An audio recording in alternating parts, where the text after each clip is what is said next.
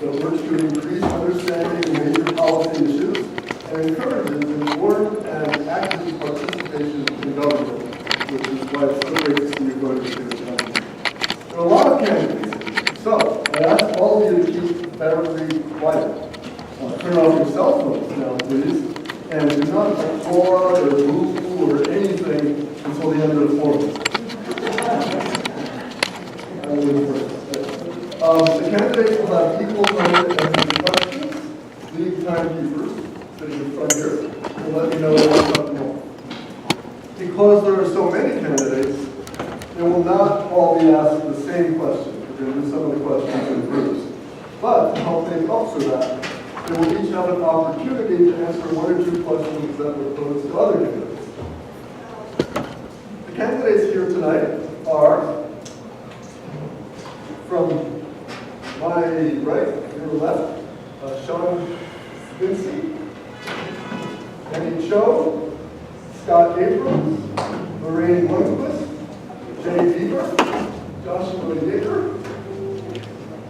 Saario, Daar, Carlos Amador, John Lee, Raji, Northridge, Singh, Ferry, and Stella Maloyan. Glad we have such a great turnout tonight. 14 out of 15 candidates here on the ballot. So we've asked that people not film this event, but club doesn't want that people here are uncomfortable with filming. Please do not film the event. And I Stills are okay though, correct? Right. Stills are okay? Yeah, as long as people aren't distracted by the flash of the screen. All right. David, I want to ask you one thing. What's that? Before we start this forum, this is a political forum, in a way. We have to say the pledge of allegiance. Yes, hey! I brought the flag, everyone should rise up and say the hoorah! Please join me. I'm here now. Wait. It's not fair. I'll have somebody else lead the pledge. We can't have one. Say the pledge of allegiance. Go ahead. Somebody else lead the pledge. Somebody else do it. Go ahead. Is there anybody here who leads the pledge who's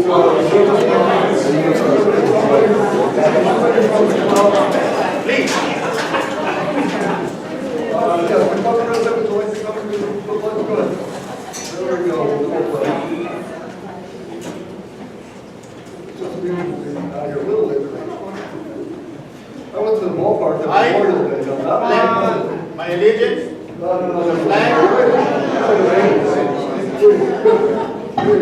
You forgot to say ready, begin. I pledge allegiance to the flag of the United States of America and to the republic for which it stands, one nation under God, indivisible, with liberty and justice for all. Thank you.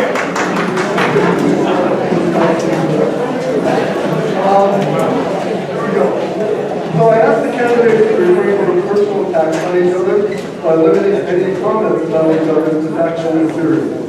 For most questions, candidates will have 30 seconds each to answer. However, be ready to keep your answers quick and to the point. It's very much more okay to finish your answers before your time's up. All right, so the first question, now each candidate will have 45 seconds each, so you can throw in a little bit of an introduction if you like. Before we conclude, the candidates will have 60 seconds each for closing statements, where they may address their unique strengths as a candidate for city council. And then after we conclude, we'll have the room for a while, so you can chat with your neighbors, or perhaps with some of the candidates. All right, let's get started. We're going to take a question for 45-second answers, and we're going to start all the way over on my left with Ms. Maloyan, and work just straight down the row in a simple manner. We're going to mix it up a little bit later. So the first question goes to the quality of life in this district. How can the city best improve the quality of life in CD12? Hello everyone, I'm Stella Maloyan, and I'm a candidate for District 12. Is that her mic loud enough? Should you bring it closer to the room? Can you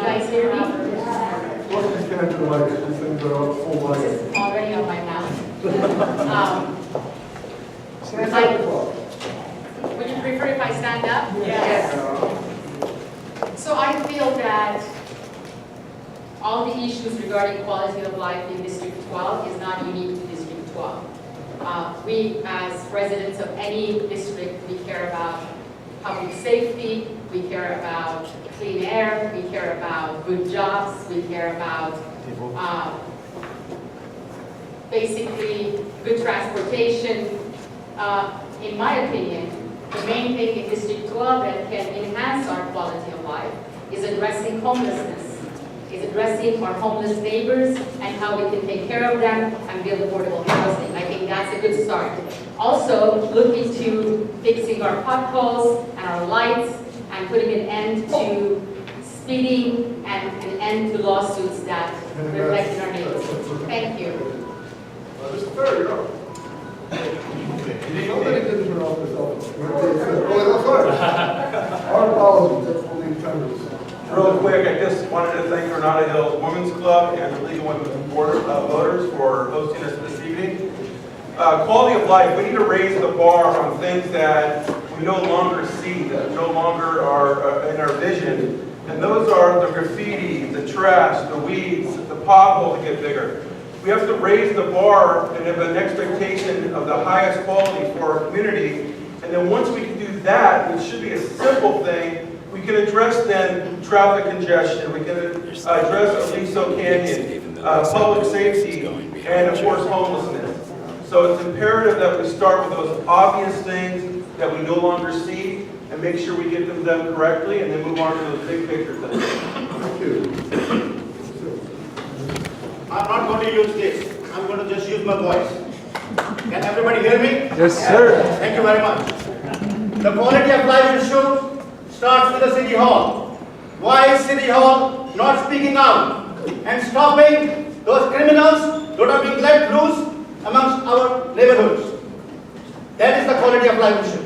We have to stop it right there, now, forever. Let's speak up. Who's on this stage who can come up and say, hey, listen, we should not be releasing criminals into our neighborhoods. Why are they being released, re-released, again and again? That is the real quality of life. Second is, whosoever built the shopping center right there at the corner of Mason, he should answer me this question. How did that improve the quality of life of their neighborhood? They destroyed that quality of life. It is going to bring so much traffic, we are going to be sick and tired of it. That is the quality of life. I'll take care of it. I'm not going to let any of that kind of a thing happen when I'm here city council.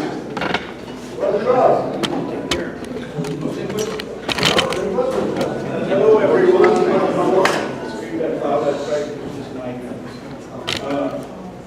Quality of life is family, children.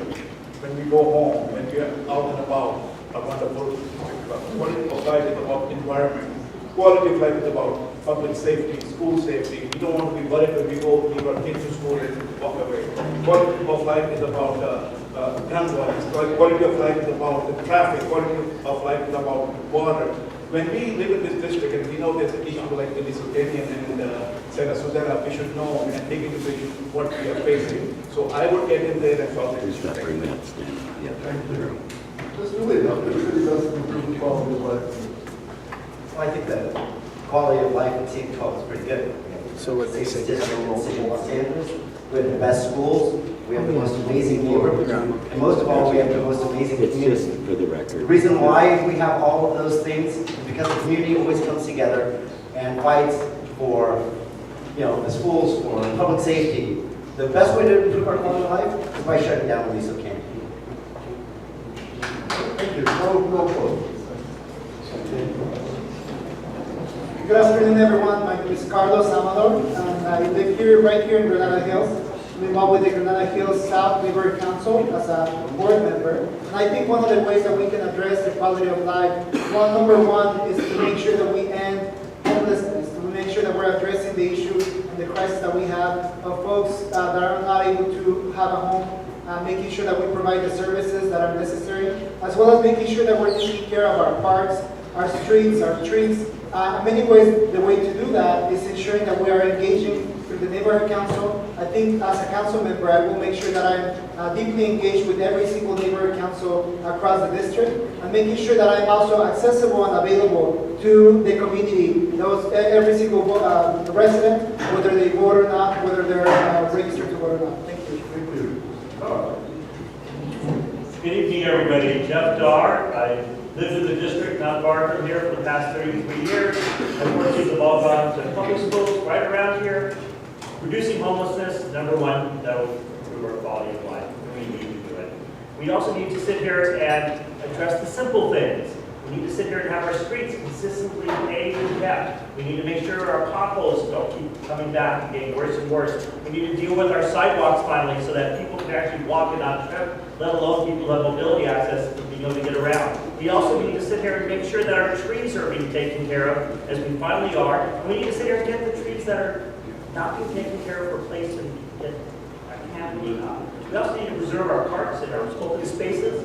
And when you think of public quality of life, we've got to make strong partnerships with our schools. Thank you. All right, come on, Mike, not table, and Saario. Hello everyone, my name is Brandon Saario. My car was stolen about 3 Christmases ago. A single mother across the street, she had her door kicked in a couple months after that, and there was a major Colombian drug ring busted around the corner from my house. So any politician who says that quality of life is great, I've been here since 1979. It's declining, and I'm sick and tired of it. I'm sick and tired of politicians focusing on banning straws or attacking political groups, rather than focusing on our public safety, the homeless crisis, and the issues that matter to us. My aunt moved to Florida because she could no longer afford California. She wanted to retire. She can't retire. My cousin did the same thing. I'm fed up, like a lot of you, and I'm fed up with what the decisions that politicians are making in our city council, and we need to get back to priorities of quality of life, traffic, public safety, homelessness, and no more political games. Thank you. Thank you, Mr. Yeager. Young enough, you can all hear me. Thank you. Good evening, everyone, and thank you again for attending. My name is Josh Yeager. To be plain and simple, how do we improve quality of life? I grew up in this district. It's 3 things. It's returning City Hall to our focus, which is on basic city services, repairing our sidewalks, repaving our streets. Public safety, we have some of the best volunteer force into the Devonshire Division in our district. How do we get more community policing? How do we improve neighborhood watch programs? And lastly, public transportation. How do we improve the Orange Line, make it light rail, and how do we look at moving people east and west in our valley and connecting to the eventual Spokane Pass line? Lastly, and what I'll hope to talk to you a little bit more about is my plan to end homelessness and to address it. I'm proud to say I'm the only candidate that has a plan, and I look very much forward to answering some more questions throughout the night. Thank you. Good evening, everyone. Thank you for coming out. My name is Jay Beeber. I'm the person who saved the city of Los Angeles over $200 million by getting rid of the red light camera program here. The simple answer is we have to change the people that we elect over and over and over again. We want our quality of life to improve. We've got to stop electing the same people, the staffer of this, the commissioner of that, whatever. We need to bring somebody to City Hall who's actually there fighting for the people every single day. That is my entire purpose of running for this seat, which is to preserve our quality of life here in this district. I hope we have an opportunity to talk about the very specific things that will allow us to do that, like the homelessness, the crime problem, the traffic problems, things of this nature. Thank you very much, and I look forward to chatting more about this tonight. Thank you. And Ms. Lundquist. Hi everyone, thank you for coming today. My name is Dr. Lorainne Lundquist. I'm a scientist and a CSUN professor, and many of us up here want to bring people in from our streets, bring our homeless folks off the streets. We want to pave the streets, we want to repair the sidewalks, we want to trim the trees and keep the parks in good condition. We want to deliver affordable housing, we want to deliver great transit, and we want to create great high-paying jobs in the district. The way to do all those things is to elect someone who's running a grassroots campaign, who's taking money from ordinary individuals, someone who's been fighting in the community with you to improve the quality of life. And that is exactly what I have been doing as a member of my neighborhood council and many other ways. Thank you. Scott Abrams. Good evening, everybody. I'm Scott Abrams. Thank you for coming to my birthday party. Whoever got me this coffee, you really showed up. I agree with a lot of the things that today, fellow candidates have said, is certainly traffic, certainly environmental issues, including the Aliso Canyon, certainly housing and homelessness. But who are we going to elect who can actually get the job done? I think that's really the question here. We're all interviewing for a job. And I've been working for the last 17 years for Congressman Brad Sherman, where I've tried to provide outstanding constituent services so people have faith that the government will actually follow through on their promises. I've been working to help people when the Aliso Canyon gas blew out. I was there at the Constituent Resource Center, in line with people, hearing their stories of bloody noses, because you have to be on the ground, and I was helping them get air filters. When we talk about transportation, I've been meeting with Metro for decades and working to try to get rail through the Sepulveda Pass and finally get some cars off of the 405 freeway. And I've been working with local housing advocates to reduce mortgage interest rates so people can afford housing. Thank you, Scott. Good evening. My name is Annie Cho. Happy to be here. By the time I get to speak, many of my fellow candidates have already addressed the issues that we all share. Of course, we have different ideas on how to tackle them. But I just want to say that as I started door knocking in the middle of January and come across some of you maybe, and many of my neighbors throughout the district, many people have said we need transparency and we need accountability. We need to have a sense that our quality of life can be preserved and that we can enjoy quality of life. And I want to make sure that we continue to have a dialogue because I don't want to be representing 1% of the district. I want to make sure that I represent all people in the district. And I think that's the only way we can ensure quality of life.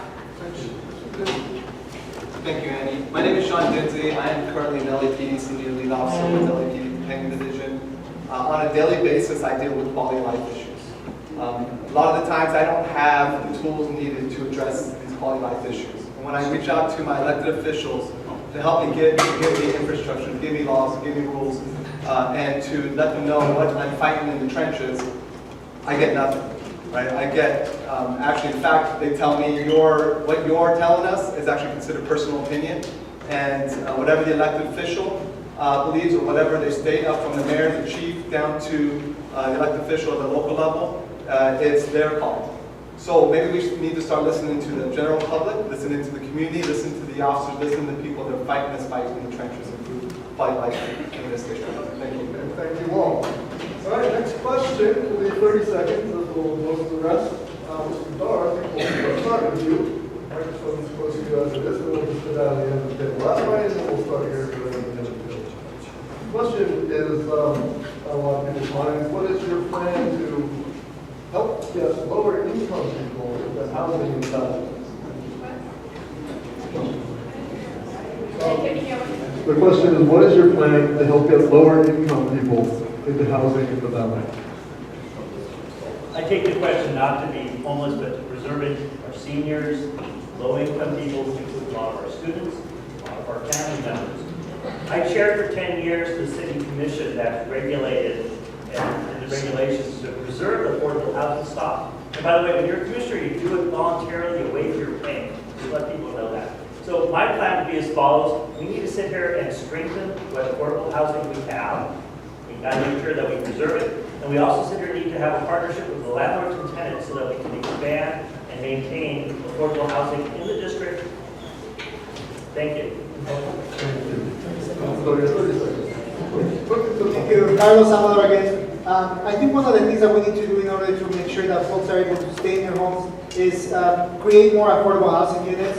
We need to work with the community. Whenever developers are wanting to develop housing units in a specific neighborhood, we'll make sure that we're demanding that there is a significant number of affordable housing units being built, as well as making sure that we support and pass the right to counsel ordinance to make sure that people that are facing eviction have the legal representation to make sure that they can defend and stay in their homes. Thank you.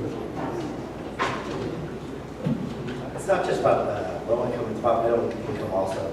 Right now, the city of LA puts all these fees and regulations on people building apartments. And so if I make $40,000, my wife makes $40,000, we're not considered low income. So the middle class right now is being pushed into poverty because they're spending over 50% of their income on housing costs, which just is not sustainable. We need to clean up some of these fees. We need to revisit some of the regulations so we can start addressing both the low income and the middle income families. Hello everyone, Raji again.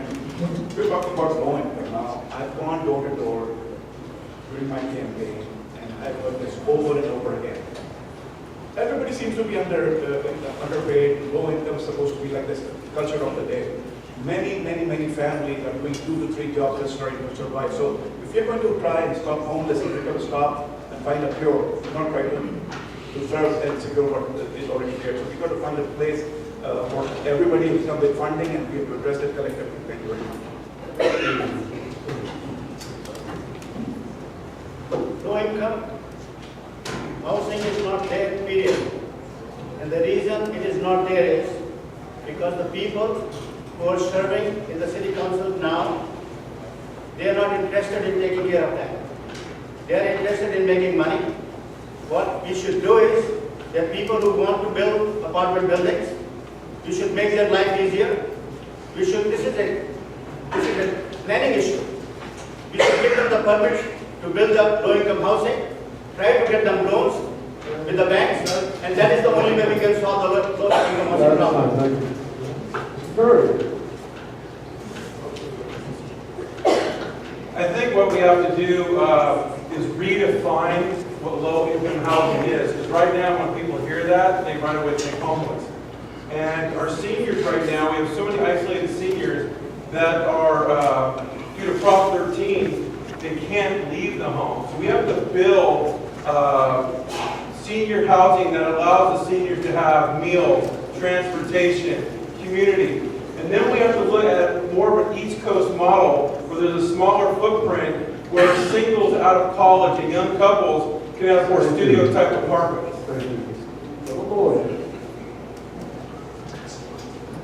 The housing crisis has been into making for the past 40 years, and homelessness is a direct side effect of lack of affordable housing. We need to hold developers accountable. In the meantime, giving them incentives where they can be interested in building affordable housing and less luxury homes. I think that's where we start, and we have to completely change the stigma of what affordable housing looks like, architecture-wise, and how we house homeless population and the working population. Thank you. Thank you. All right, same question. Same question. Okay. Affordable housing and the cost of living in the San Fernando Valley is a failure both on the local level and the state level. CEQA has some of the strictest environmental laws to build new structures, but also I think we need to give more neighborhood councils more local control over to Chatsworth, to West Hills, to Northridge, to Granada Hills, because they know the neighborhoods better than anyone in downtown, and we know in this district our neighborhoods better than anyone else. Thank you. Thank you. Josh Yeager. Plain and simple, to get more affordable housing into the city, we need to streamline the process by which developers obtain permits in our city for building and safety. We need to mandate 40% of units within developments be affordable. And lastly, my experience on land use at the Chatsworth Neighborhood Council will tell you that as a neighborhood council, you can work with developers to make projects that are both balanced, fit the neighborhood, both, and also address the needs of the community. We've done that.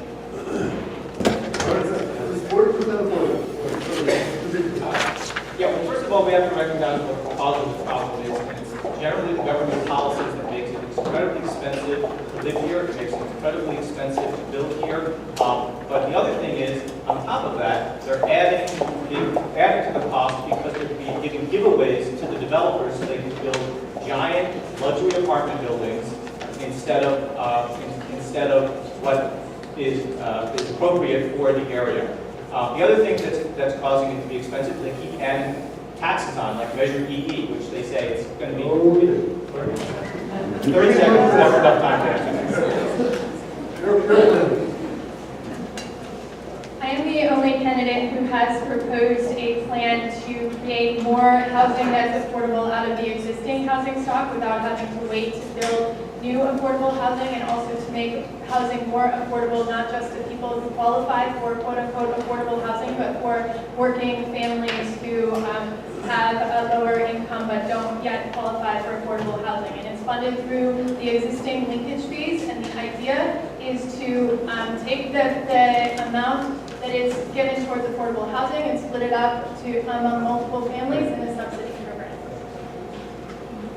I do think we need to empower Valley residents to increase the housing options that are available, for instance, by allowing them to build these accessory dwelling units, these in-law suites, so that people can take advantage of their large lot size, earn a little income, and provide maybe a smaller footprint dwelling for somebody. On the flip side, we need to be aware that there's people who are one paycheck away from being evicted from their homes. And if people are receiving housing assistance, we need to make sure that they don't lose the housing, because nothing is worse for the homelessness crisis than people falling into homelessness because they lose that source of income. One of my projects, or one of my goals on affordable housing, is to increase accessory dwelling units. But I have heard that in order for you to apply for a permit for ADU, you'll have to pay $1,700, and there's no guarantee that you'll get the permit. So this becomes a barrier to many people who want to consider the option. So I would like to consider all opportunities for us to streamline permitting and application processes at City Hall. And I also want to have us think about. Okay, you got a couple of ideas. Mr. Dixon, you're up. Now, this is a complex issue because the pricing of living in the city of Los Angeles is expensive. And to find a home for someone, it's hard, especially when you're not making enough money to rent it. This is a triage, and we have to take every person case by case. But I think where we need to start is if someone is going to lose their job, or someone's sick, someone's injured, someone is about to fall into homelessness, is that we have to figure out who we can work with to get them a place to stay. The only way we're going to do that is through relationships through our community. Thank you. All right, hold that microphone. We got another question. 30 seconds, because we'll probably do it in less. Let's just go from your end all the way down to the way. Here's the question. The Sunshine Canyon Community Amenities Trust was established to provide funds for community amenities in the city of Los Angeles within 5 miles of the Sunshine Canyon landfill. What are your ideas on how the funds money should or should not be used? Well, right now, what I'm under the impression is that the city of Los Angeles is controlling that money instead of giving it to the residents that are being impacted by this. We want to make sure that wherever that money is going, that it's going to the right places, and the people that are being impacted by it get their due share, because if they're the ones that purchase houses in this area, not knowing that they were going to have a landfill that was going to cause the odor that it does, that we want to make sure that those people are taken care of. I'd like to bring back the oversight committee and make sure that the local residents are appointed to that committee to make sure that the funds are there and it's allocated to benefit the residents living within 5 miles of the landfill. I do want to see community input, but I think it's important that we leverage those funds. Don't just spend what's in there, but actually try to get more bang for the buck. Case in point, Knollwood Shopping Center. We helped get a stoplight there through federal funds through the office that I work for, but also using those community funds, also using local funds. Let's get the most we can by getting federal, state, and local funding together. On Sunshine Canyon, like with Aliso Canyon, the people who are affected by the disaster or by the problem are the ones who should receive the benefits of the fees and the funding. So we need to make sure that this money is spent in the way that the community that's affected by the problem wants it to be spent. So we need community members who decide how it's spent. We need to involve our neighborhood councils and stop spending it on overseas trips for council members, which has happened with this money. Stop spending it on things in other places in the district. Well, probably no surprise that I agree with a lot of things that have been said, which is that the council office has to stop stealing the money and give it back to the community.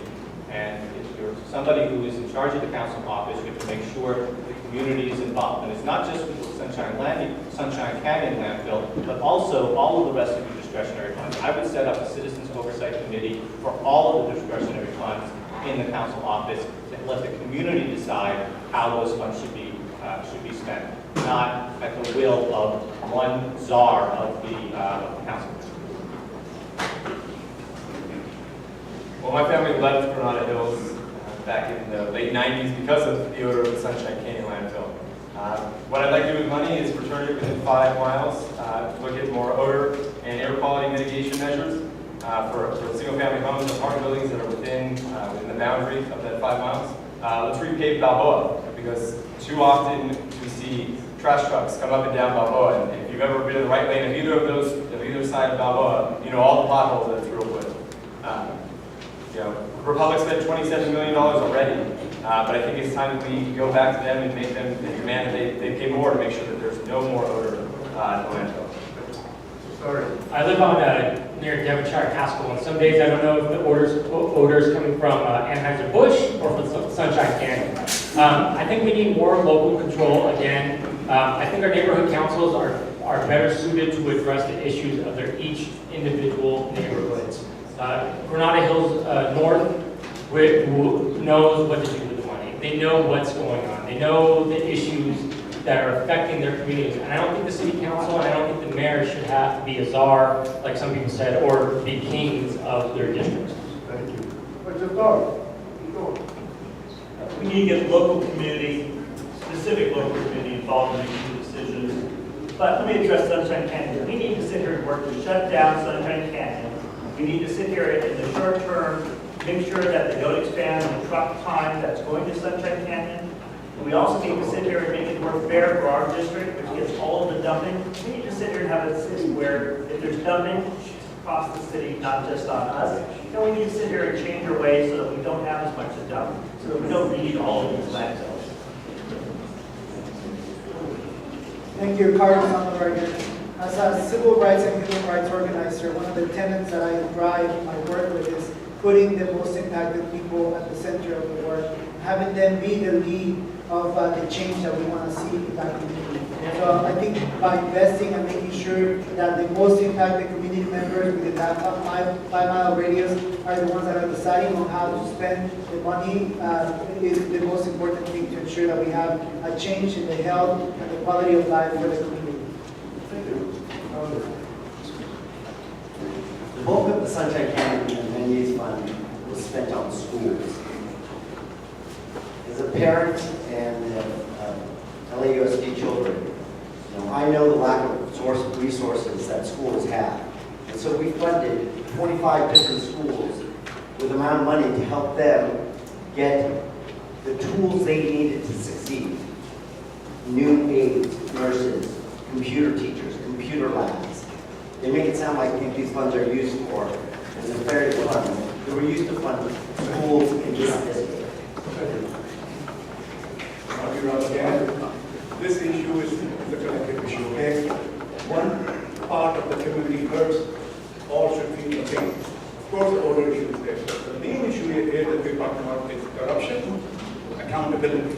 It should be transparent, it should be clear, and it should be known to people where the money is going. Of course, it goes to the department. When there's accountability, then the money should go to where it's equal that it was due in the first place. Thanks. In due respect to the former chief of staff of Rich Englander, he's talking about giving money to the schools. The question is how to take care of the stink that exists there, what to do about that. That is the quality of life issue. The only thing we can do is to find a place that should be shut. If it can't be, if you can't take care of the smell, that should be shut. And it should be moved farther towards north so that we can start all over again and have a nice facility that will start with a new thing. And I will do that. Yeah, as a principal of the school and educator 30 years, I agree that we always need money, but I believe the money was more of a goodwill money that was given out to schools to build and enhance someone's reputation that was in office. It wasn't done for what was best in the community. What is absolutely needed with this money is a transportation comprehensive circulation plan so we can stop having so much traffic go through Granada Hills and through areas of Northridge. And you could do that and use this money for that purpose.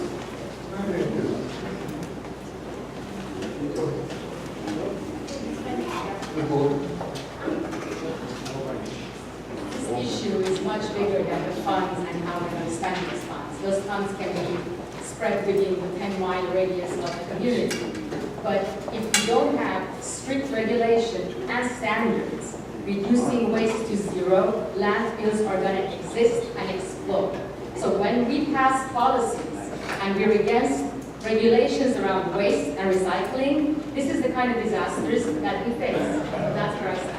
Thank you. All right, so the next two questions, we're going to break it up into two groups. Over here on my right, your left, that'll be group A, and over here on my left, your right.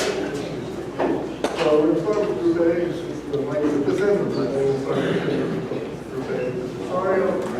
These questions are about the environment, and the question here is, for the environment, plans call for our city's Department of Water Power to provide water only from local LA County sources by a certain year. Now that would involve what's called direct potable reuse, purifying and recycling water that's already been through households. What do you think of those plans? There's something called the purple line, which is recycled water that's going to go through certain districts and certain communities that is not going to smell 100% clean. I go to O'Melody. I love District 12 because of the wide open spaces. I love the Chatsworth trails. Like I said, I was born and raised here. I love this part of the district. But again, we have people in office that have been in office for way too long that think something's a good idea, but it's actually recycled water sounds great until you smell it. Right? And it's not. Thank you. So I have a little bit of experience in my day job. Desalination is a great option we can look at as LADWP. We've got a ton of coastline. We've had massive advancements in science to make sure that we're not impacting the immediate coastline. We've got brine diffusers that we can use to lessen the impact in the immediate area. But to go toward the tap, it's not even approved at the state level, so to make LADWP do that as well is asinine to me, to be honest. Look, these are policies that are implemented based on ideology, not on evidence, not on facts, not on reason. Okay? One of the things we need to do is we need to collect the rainwater that falls from the sky, and we need to have more reservoirs, and we need to have ways for the water to get to us. Okay? So, and we haven't built new reservoirs in years and years and years in this state. Okay? And then we said, well, we should have, we should just recycle the water, because again, it's based on ideology, it's based on a particular point of view, instead of looking at what's best for the people, how best to spend our money. I have personally saved people in the valley on their DWP bills over $300,000 through grants brought into sustainable education programs that have improved energy and water efficiency in people's homes. And when I work on water issues, I tell people we need to do 4 things: reduce our water use, improve the efficiency, reuse water through gray water systems, recycle water like they're doing in Orange County, and it's working very well. And lastly, capture water, which is the most important one, capture the water that falls on our properties. So, look, we live in a desert, and even though it's been a rainy season here, we have to be mindful that just a few years ago, we had bleak outlooks for drought. And so I think we need to look at all kinds of ways to alleviate that. There was the Turf Busters program, the DWP was incentivizing people to tear up their lawns, and I don't think we should do that just when we're in a historic drought. We should be trying to incentivize people to make those choices where they can use less water and save on their bills. I believe in recyclability and sustainability, and I think that we should leave all options open because technology is upon us, and we should take full advantage of that.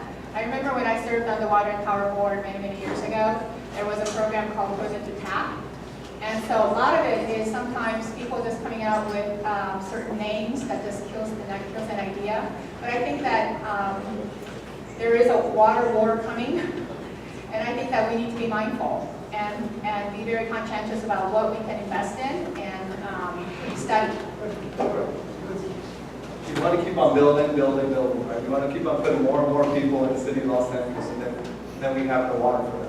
Right, so then we have to now come up with stricter guidelines for people to reduce their water, which I agree.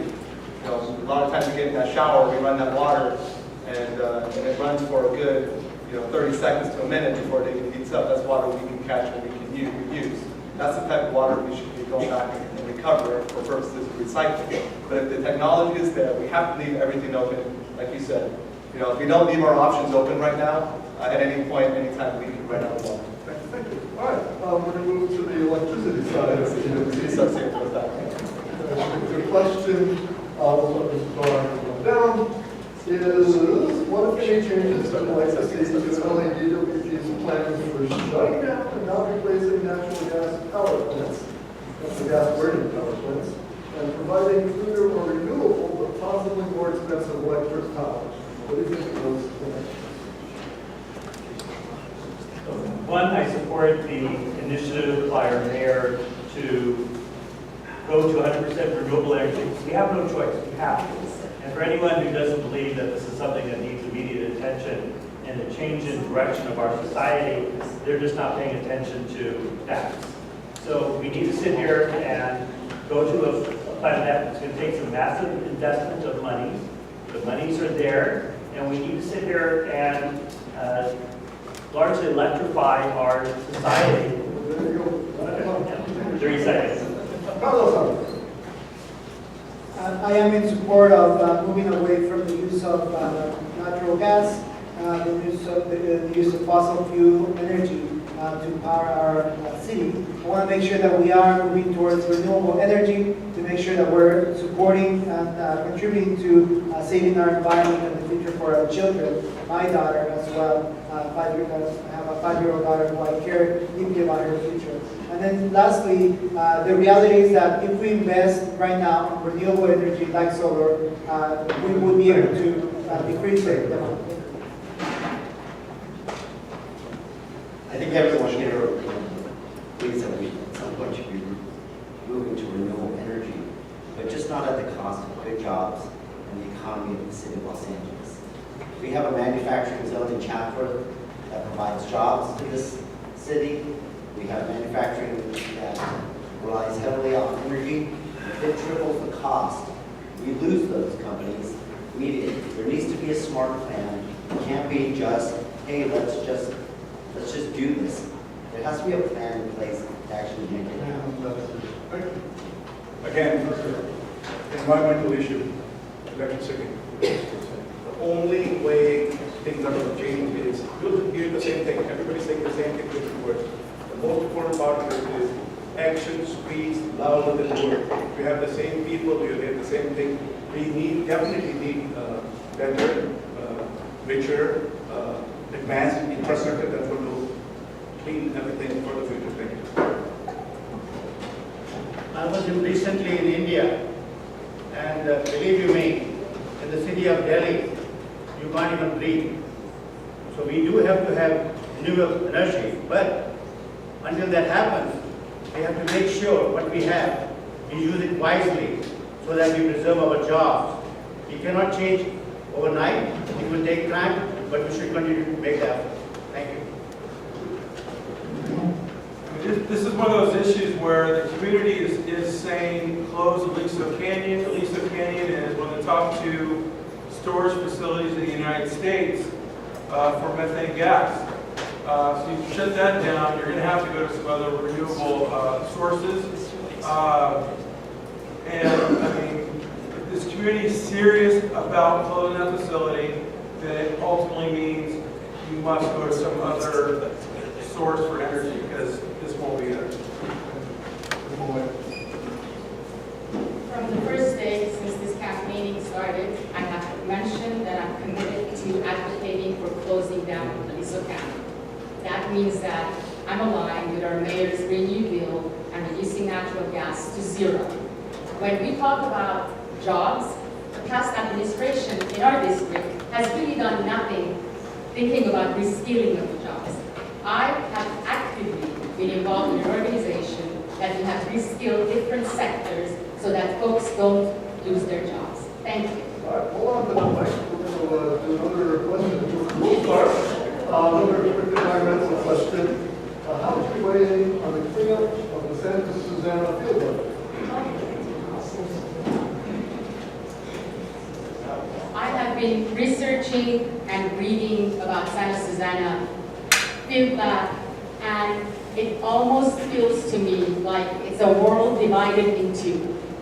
We have researchers who are saying that it's so dangerous, there is such radioactivity that it has to be completely shut down. We have some scientists who are saying it's more dangerous to close it down completely, moving the radioactive stuff to another neighborhood.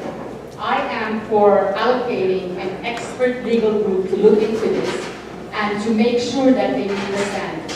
Thank you.